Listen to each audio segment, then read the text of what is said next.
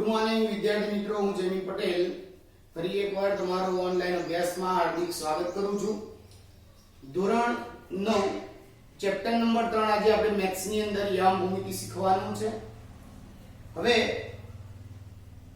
Last video ની અંદર પણ મેં તમને કીધેલું કે 9મા ધોરણની અંદર એવા કેટલા પણ ચેપ્ટર છે કે એના એ જ નામથી તમારે 10મા ધોરણની અંદર શીખવાના આવે છે.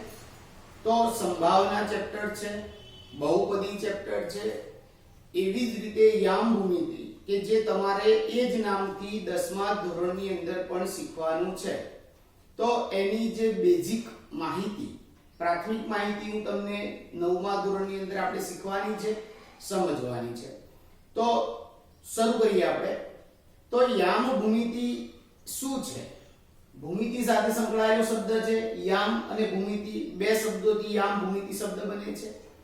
તો વિદ્યાર્થીઓ આલેખ પત્ર જે છે, જેને આપણે યામ સમતલ કહીએ છીએ, તો એ આલેખ પત્ર પર ઘણા બધા આડી લાઈન, ઊભી લાઈન તમને જોવા મળે છે આ રીતે. ચલો આ આલેખ પત્ર આપણે કહી દઈએ. એમાં આવી આડી લાઈન તમને જોવા મળશે ઘણી બધી. આ રીતે ઊભી લાઈન પણ જોવા મળશે.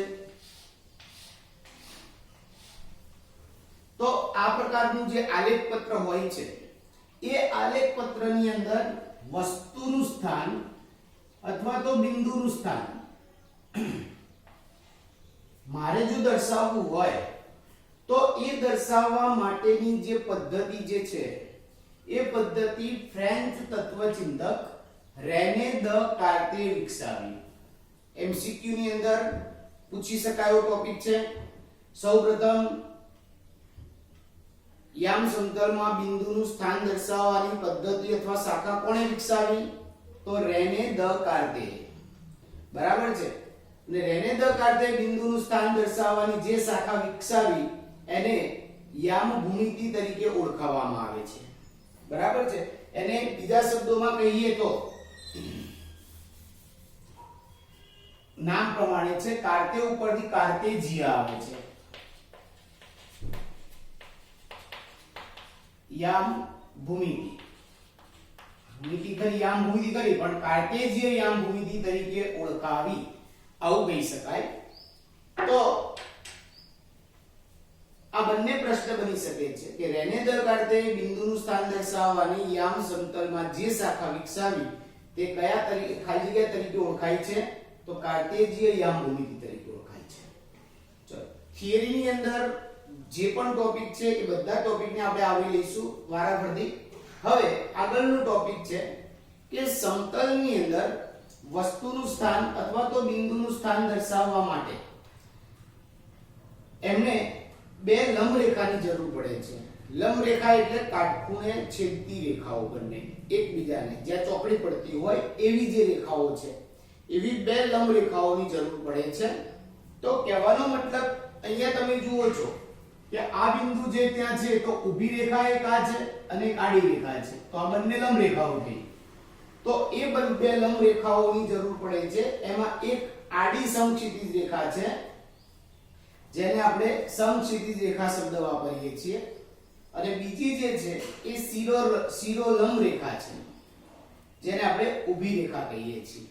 મતલબ યામ સમતલમાં ઊભી રેખાને શિરોલંબ રેખા કહેવાય છે અને આડી રેખાને સમક્ષિતિજ રેખા કહેવાય છે.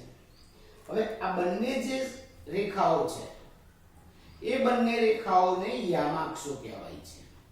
તો આડી રેખા એટલે કે સમક્ષિતિજ રેખા અને ઊભી રેખા એટલે કે શિરોલંબ રેખા, આ બંને જે પણ આડી અને ઊભી છે એ બંને રેખાઓને યામાક્ષો કહેવામાં આવે છે.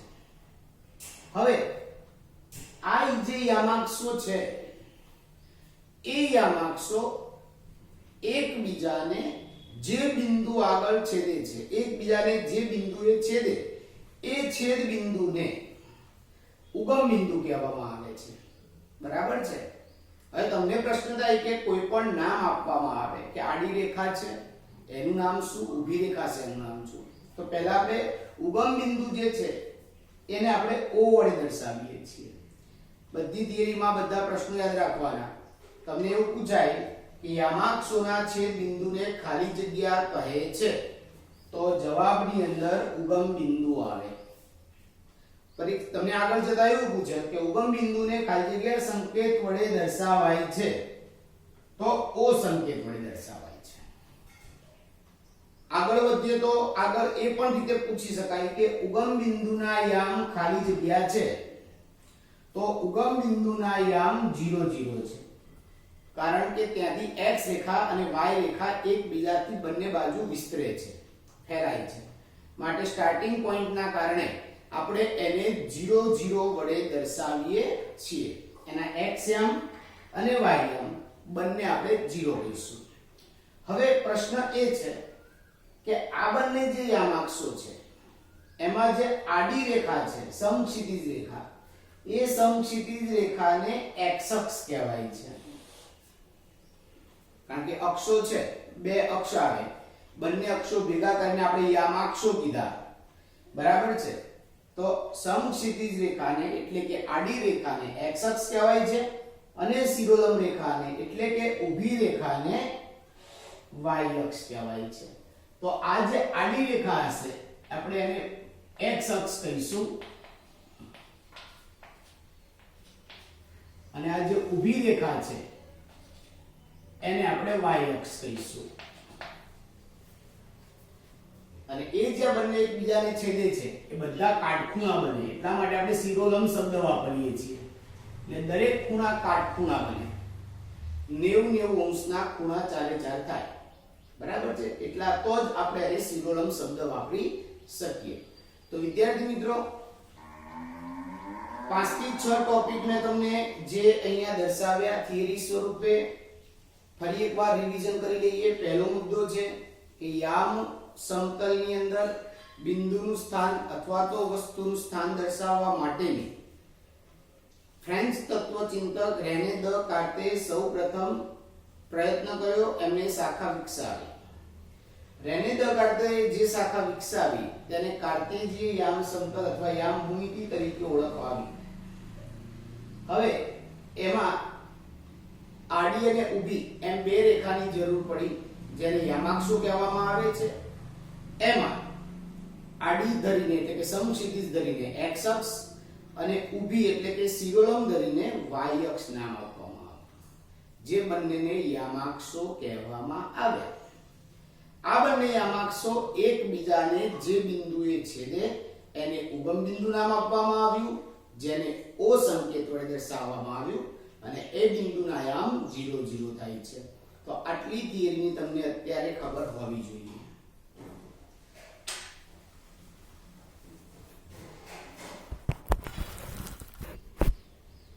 ત્યાર પછી થિયરીના આગળના ટોપિકમાં આપણે જોઈએ તો યામ સમતલ જે છે એટલે આ રીતે આપણી પાસે માની લો કે આલેખ પત્ર છે. એ આલેખ પત્રમાં આ જે ઊભી રેખા છે જેને આપણે y અક્ષ કહીએ છીએ, શિરોલંબ રેખા મેં સમજાવી તમને, અને આ રીતે જે આડી રેખા છે એને આપણે x અક્ષ કહીએ છીએ. તો y અક્ષ જે રહે છે એમાં પાછા બે ભાગ પડે, એક ઉપરનો તરફ એક નીચેની તરફ. તો નીચેની તરફ જે જેને આપણે y' કહીશું, અહીંયા y કહીશું, ઉગમ બિંદુને આપણે O નામ આપી દઈશું. એવી જ રીતે જમણી તરફ છે x છે, ડાબી તરફને આપણે x' નામ આપી દઈશું. તો આવી રીતે યામાક્ષોને આપણે યામ સમતલમાં દર્શાવી શકીએ છીએ. હવે પ્રશ્ન એ છે કે આ જે યામાક્ષો છે એ યામાક્ષો દોરવાથી યામ સમતલના 4 ટુકડા પડે છે. એક આ બંધ ટુકડો છે, બીજો, ત્રીજો અને ચોથો, આ ટાઈપના 4 ભાગ પડે છે. એ ચારે પણ જે ભાગ પડે છે એને આપણે ચરણ શબ્દ નામ આપ્યું છે. ચરણ અથવા પાદ શબ્દ વાપરી શકીએ છીએ. પણ આપણે ઉપયોગમાં ચરણ શબ્દ વાપરીશું. તો અહીંયા યામાક્ષો સમતલને એટલે કે આ રીતે 4 ભાગોમાં વિભાજિત કરે છે, તેને ચરણ કહેવાય છે. એનું નામ આપેલું છે. હવે ચરણની શરૂઆત આપણે અહીંથી કરીશું. પ્રથમ ચરણ આ રીતે યાદ રાખવાનું, દ્વિતીય ચરણ, તૃતીય ચરણ અને ચતુર્થ ચરણ. જે લખ્યું છે એને આપણે આલેખ પત્રથી પણ તમને સમજાવતો જોઉં છું, એટલે સમજવામાં સરળતા પડે. તો પ્રથમ, દ્વિતીય, તૃતીય અને ચતુર્થ આ ચારે ચાર ચરણ બને છે. હવે એ જે ચારે ચાર ચરણ બને છે એમાં કયા ચરણમાં કેવા પ્રકારના બિંદુઓ રહેલા છે, બરાબર, એને આપણે સમજવાના છે. તો તમે સંખ્યા રેખાનું થોડું વિચારો. એમાં અહીંયા આપણે 0 લઈએ તો ધન, જમણી બાજુ ધન પૂર્ણાંક શબ્દ આવે છે, એટલે કે અહીંયા આપણે ધન શબ્દ વાપરીશું. એટલે x બાજુ ધન આવે, x ડેશ બાજુ ઋણ આવે. તો આ બાજુ ડાબી બાજુ બને છે ત્યાં આપણે ઋણ શબ્દ વાપરી લઈએ. તો એ જ રીતે y માં y બાજુ આપણે ધન શબ્દ વાપરીશું અને y ડેશ બાજુ ઋણ શબ્દ વાપરીએ. તો એને ધ્યાનમાં રાખીને કયા ચરણમાં કેવા પ્રકારના બિંદુઓનું મળી શકે આપણને સંકેત સ્વરૂપે, એનો આપણે અભ્યાસ કરીએ. તો અહીંયા મેં લખ્યું છે 8મા મુદ્દાની અંદર કે પ્રથમ ચરણના બિંદુના યામ જે છે એ પ્લસ પ્લસ નિશાની વાળા હોય છે. એટલે કે જે બિંદુના x યામ અને y યામ, પહેલા હંમેશા x ના યામ લખાય છે પછી y ના લખાય છે. તો x યામ પ્લસ માં હોય અને y યામ પણ પ્લસ માં હોય, એટલે બંને યામ ધન હોય તો તે બિંદુ પ્રથમ ચરણમાં જ હોય. ફિક્સ જ છે આ રીતનું. તો અહીંયા તમે જોઈ શકો છો કેમ થાય છે, કારણ કે આ ભાગ પ્રથમ ચરણમાં આવે છે. તો એ પ્રથમ ચરણનો x યામ જે છે કેવો છે, ધન છે, એટલે પ્લસ આવશે. ચલો એનો y યામ પણ કેવો છે, તો બધી જ સંખ્યા ધન આવવા પ્લસ હોવાની. એટલા માટે બંને બિંદુના યામ જો પ્લસ પ્લસ હોય તો તે પ્રથમ ચરણમાં બિંદુ કહી શકાય. પરીક્ષાની અંદર MCQ માં આવું પૂછી શકાય કે બિંદુ Q 5 3 કયા ચરણમાં હોય? તો તરત જ તમે જુઓ કે 5 જે છે એ પણ પ્લસ છે અને 3 છે એ પણ પ્લસ છે. એનો મતલબ એમ કે નિશાની પર ત્યાં બંને પ્લસ હોવાના કારણે આપણે એ બિંદુ કયા ચરણમાં છે એમ કહીશું, તો કે પ્રથમ ચરણમાં છે તેમ કહેવાય. એટલે ચારે ચાર ચરણ વિશે તમને આ રીતે ખ્યાલ હોવો જોઈએ. ગમે તે રીતે પૂછાય, જો તમને એની નિશાની વિશેનો અભ્યાસ હશે, ખ્યાલ હશે, તો તમે એનો સાચો જવાબ આપી શકશો. હવે વાત કરીએ દ્વિતીય ચરણ વિશે. તો દ્વિતીય ચરણની અંદર તમે જુઓ કે અહીંયા x યામ હંમેશા પહેલા લખાય, એટલે x બાજુના આપણે પહેલા જોવાના કે ઋણ છે અને y યામ પછી લખાય તો એ ધન છે.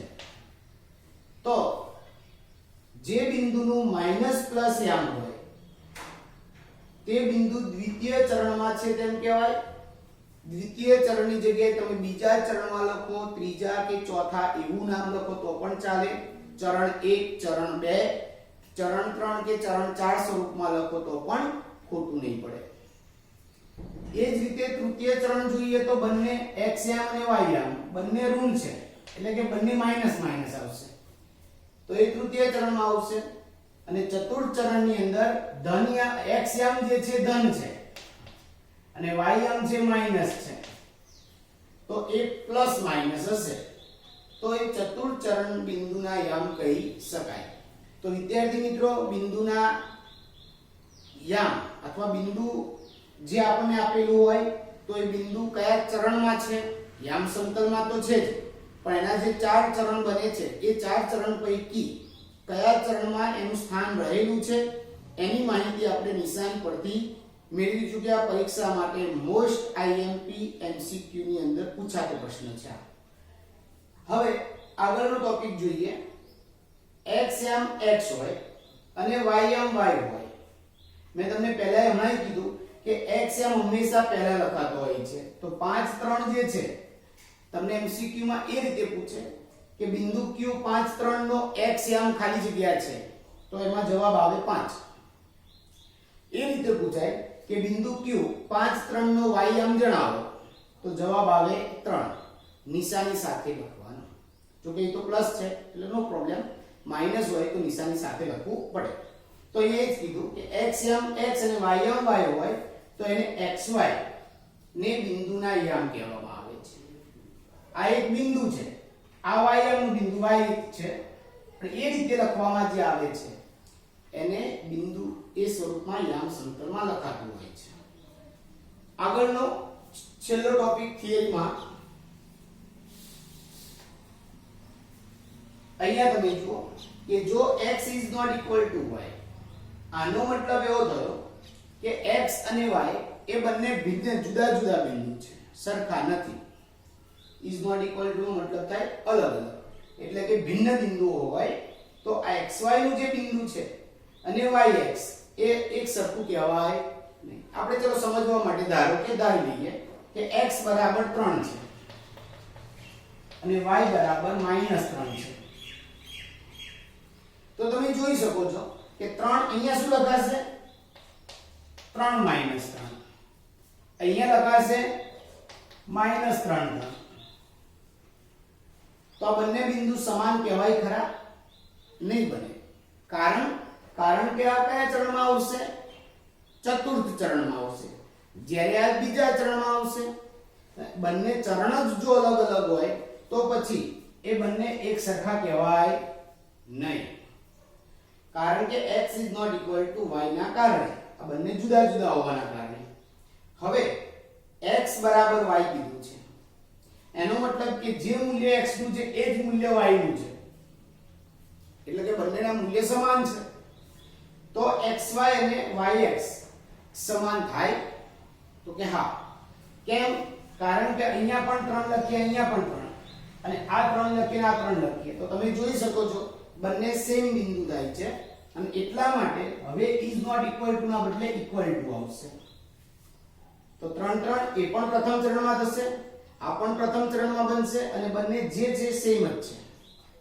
તો આવી રીતે જો ભિન્ન બિંદુઓ હોય તો is not equal to આવશે અહીંયા જો is not equal to હોય તો અહીંયા equal to હોય તો અહીંયા equal to આવશે યાદ રાખો તો યામ ભૂમિતિની અંદર જે પણ મેં થિયરીના 10 ટોપિકની ચર્ચા કરી આ 10 ટોપિક તમારે નોટબુક્સની અંદર સ્ટાર્ટિંગમાં લખી દેવાના તૈયાર કરવાની કારણ કે MCQ ઓબ્જેક્ટિવ આ ચેપ્ટરમાંથી જે પણ કંઈ આવશે એ આ થિયરીમાંથી આવશે બરાબર છે દાખલા બહુ જ ઓછા છે અને ઈઝી પણ છે એ આપણે નેક્સ્ટ વિડિયોની અંદર જોઈશું જય હિન્દ જય ભારત